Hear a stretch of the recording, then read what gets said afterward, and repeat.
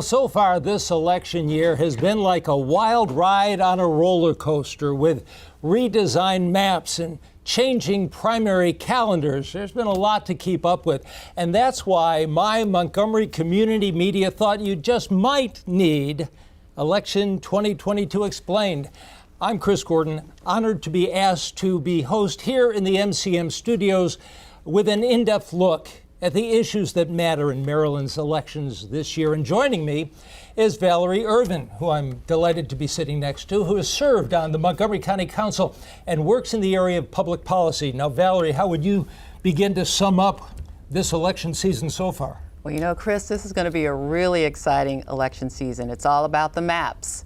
We have new congressional maps, new state legislative maps, and new maps in Montgomery County. And we'll be talking a lot about that later. But we also have a big gubernatorial race this year, and 5 of our very own from Montgomery County are running for governor. So we are going to be watching that very carefully. Well, Valerie and I will be reviewing the new dates and deadlines in county districts for casting your ballot this year. The big headline for this election is the 2 additional councilmanic districts, an East County district where there is a plurality of African American voters, and a second district with a plurality of Latino voters. And now we also have 2 up-county districts. So later in the show, we'll talk with some insiders about the impact of term limits on the council races and the challengers that incumbent County Executive Mark Elrich faces in his bid to stay in office.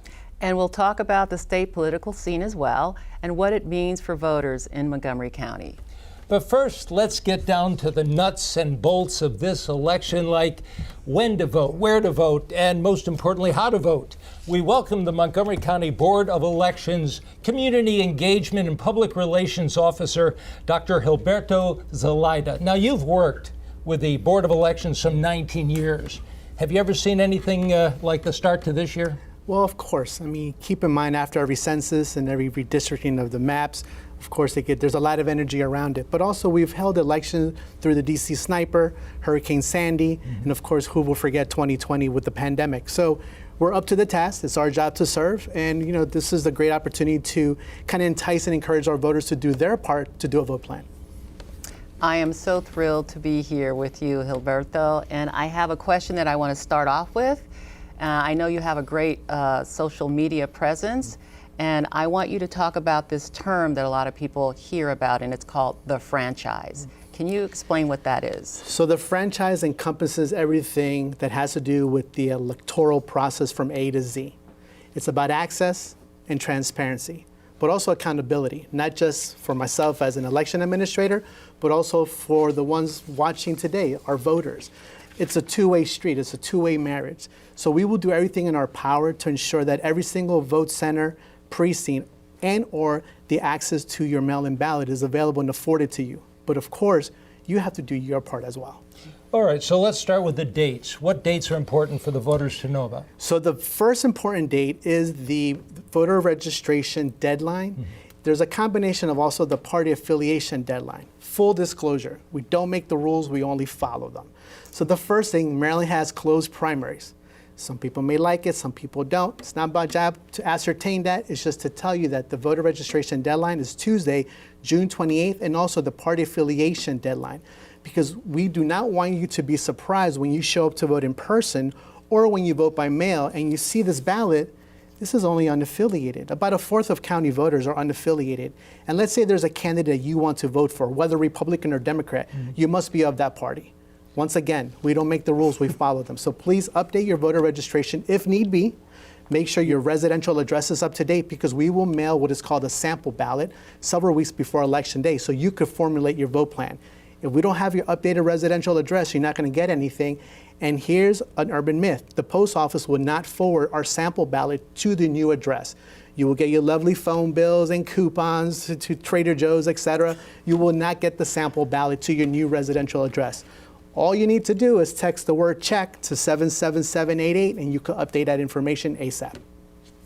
So can you tell us what the Board of Elections is doing to ensure turnout since we've had 2 failed dates for the primary? So now We're into July, so what can we be looking for? So what we need to do really is individuals have to formulate their plans. We are right now lining our precincts for Election Day. We're lining up our 14 early voting centers because they've been expanded from 11 to 14.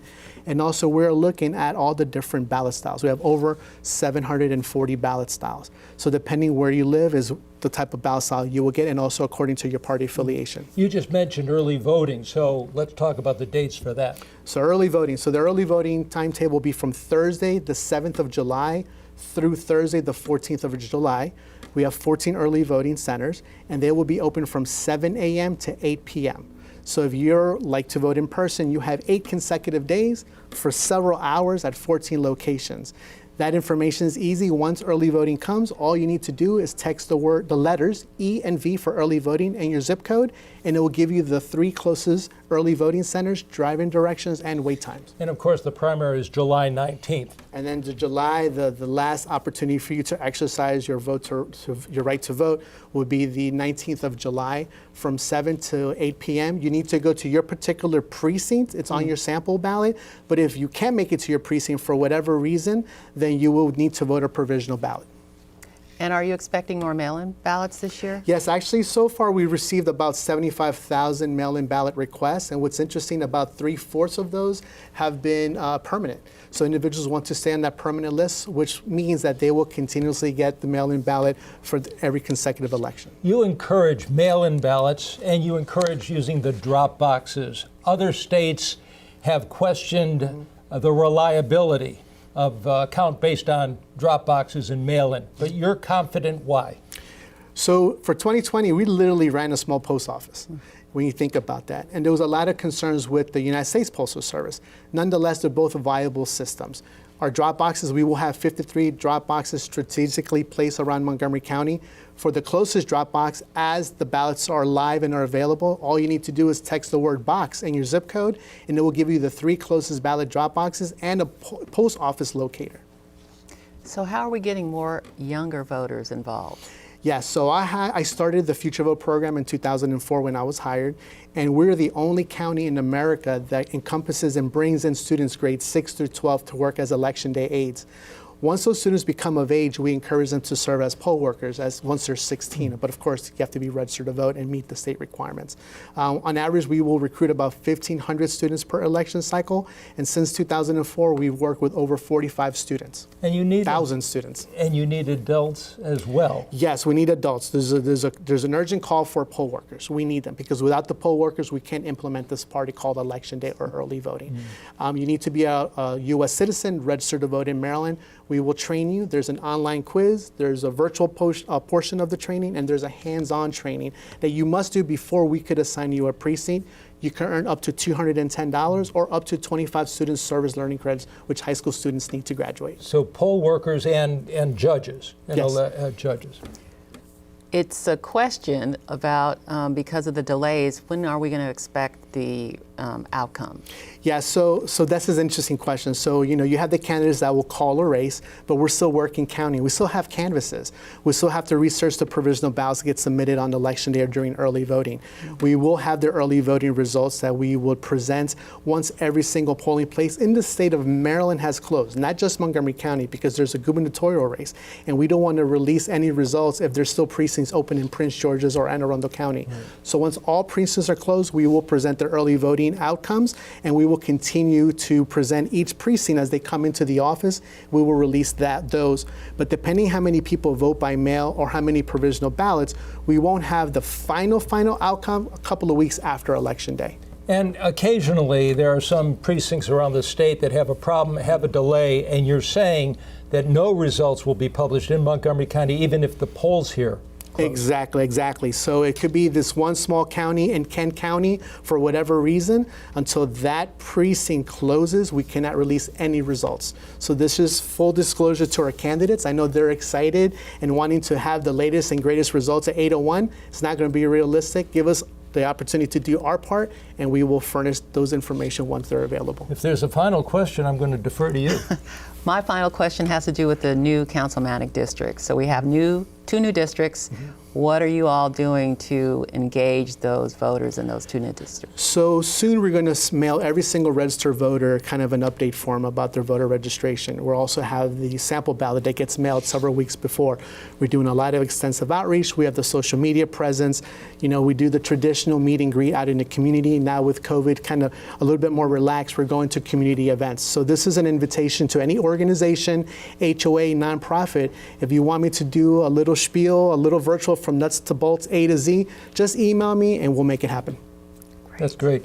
One of the things, I've covered Montgomery County politics for years. I've covered this young lady when she served at council and when you ran for governor, I might add. Having said that, Montgomery County is facing a historic change in that, and we've touched on this, but I want to expand on it. We now are going from 9 to 11 districts.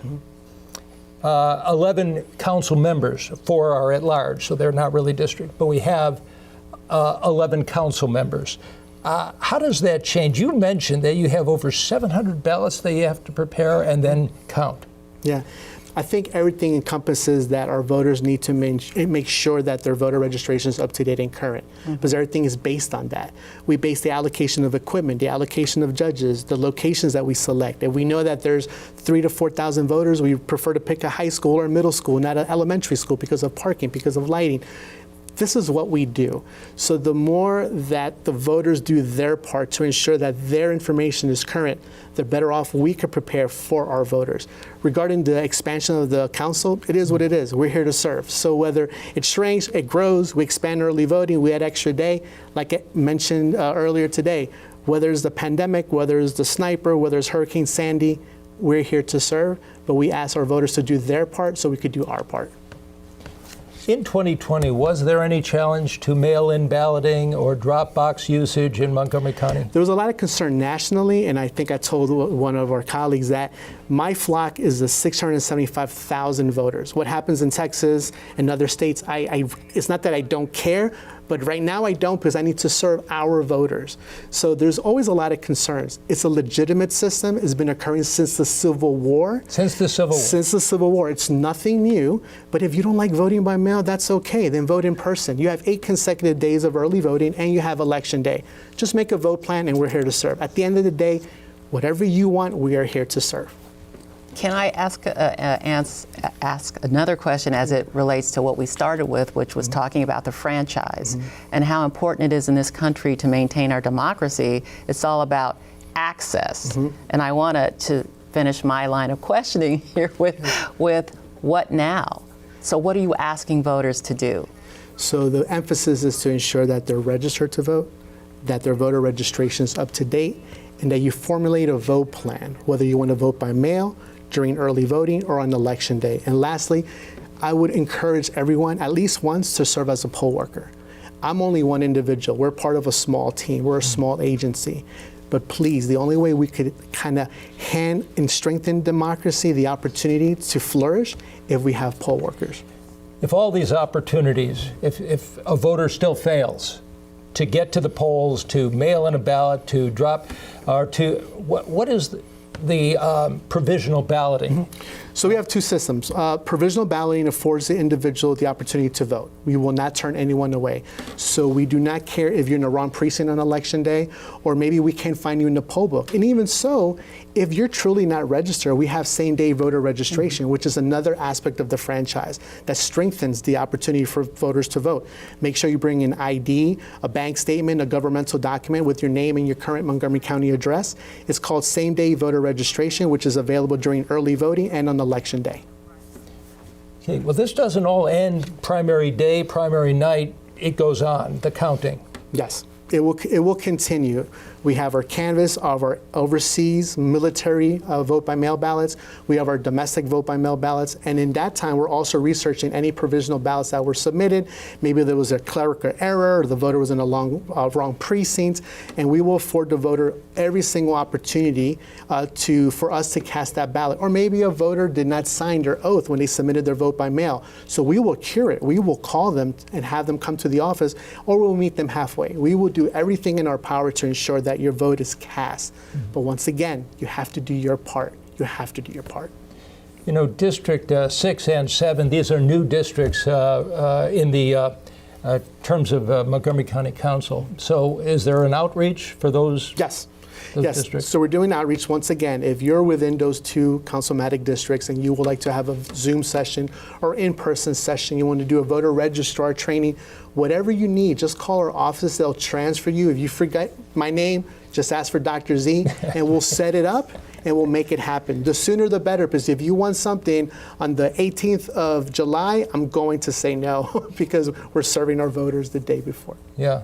You know, you have such a great personality. We all call you Dr. Z only because that's we have a connection. We've interviewed you over many elections. And you and your office, the Board of Elections, so professional and unflappable. How do you pull that off? You know, we love what we do. It's a calling.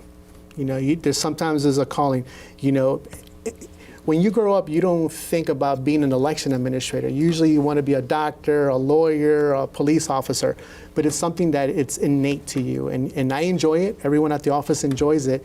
But at the end of the day, it's a marriage. I need our voters to do their part, and we will serve happily. Yeah, and in some other states, that is not the case. In other countries, we talked about this earlier, we have people in our county who are here from all over the world who are so excited to be in the U.S. where they have access to voting. Yes, and that's why it's interesting and important that we afford every opportunity to educate our newly naturalized citizens, but they come from different systems from their country of origin. But we are here to serve, and I welcome everyone the opportunity to have that discourse. Thank you, Dr. Zelaya. Thank you for joining us. And for more information about voter registration, voting early, stay tuned during the upcoming break, and we'll give you all that information and more. And we'll be right back with more information about the historic changes in the upcoming county election and why this may be one of the most important in decades. Absolutely. Looking forward to it. Don't go away. When we return, we'll zoom in on key candidates and races and the changing landscape of Montgomery County politics.